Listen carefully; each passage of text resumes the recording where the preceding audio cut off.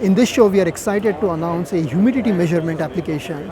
And in addition to that, what we have done is combining leveling, vibration, and humidity in the same sensor. At the same time, we have also reduced the thickness, increasing the broad number of tools that the sensor can go into now. So we have reduced the thickness to 3.5 millimeter, which basically enables it to enter just about all the tools out there. And as I said, it is doing all three, leveling, vibration, and humidity at the same time. So we have it in wafer form factor. We also have it in reticle form factor, which can enter the litho area and basically do the same things. Humidity measurement has always been an important aspect of the semiconductor processing world.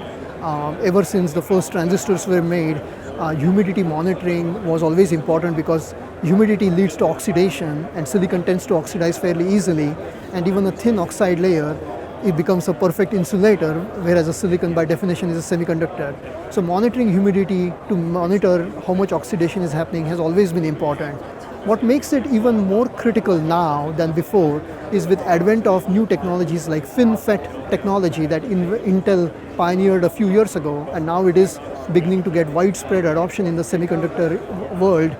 Even the small amount of oxidation that in the past was a nuisance has become a killer now for productivity and yields. So humidity monitoring and measurement is of much more importance now than ever before, and that's why we are getting a lot of interest in this new AMS sensor that we are launching, which combines humidity measurement with leveling and vibration at the same time.